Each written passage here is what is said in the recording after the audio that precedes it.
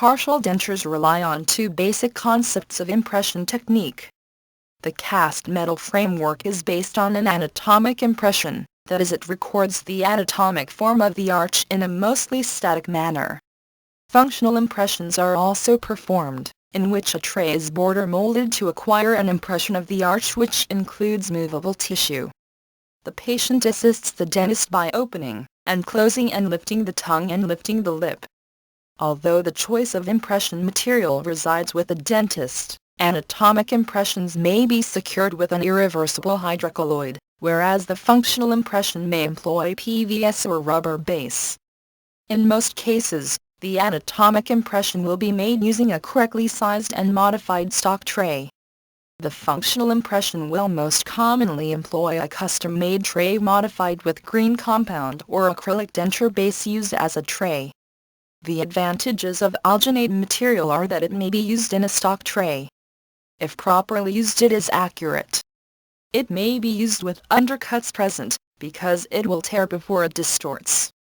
It is simple and inexpensive. It must be poured immediately and may only be poured once. It must be mixed by hand or vacuum spatulation and requires cleanup. PVS may also be used. It may be used in both a functional or anatomic method, that may use a stock or custom tray. It can be repaired by adding more material. It has increased dimensional stability, may be poured later and often more than once. It is convenient to use as an injection and requires little cleanup. Its disadvantages for partial dentures is significant. It must always be used as a full arch impression and is very expensive. Its increased tear strength is disadvantageous as it can become locked in undercuts, and may be difficult to remove from the mouth. Occasionally it will displace bridges, crowns and extract teeth. Gross undercuts may be blocked out with a variety of materials. Red wax is most common. Ensure that this will not be an area critical to the framework. Blockout is essential to prevent or limit the material from locking in. It will also fracture plaster teeth when separated from the impression. Therefore, PVS is not recommended for the anatomic impression, but rather is more useful when border molding small edentulous areas.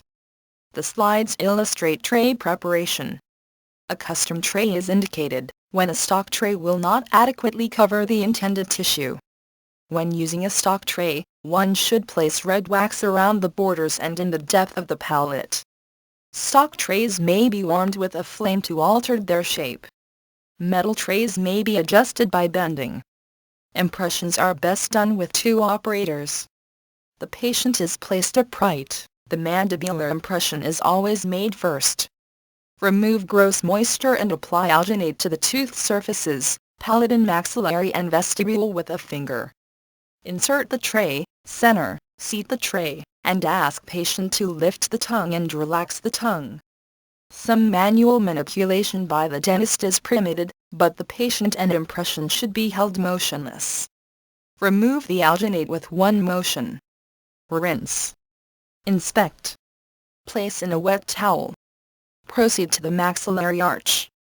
The technique is very similar except the operator is behind the patient. Insert the tray. Ask the patient to close slightly.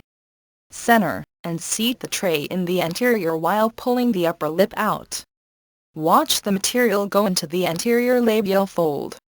Rotate the impression and seat in the back. Do not overload the tray.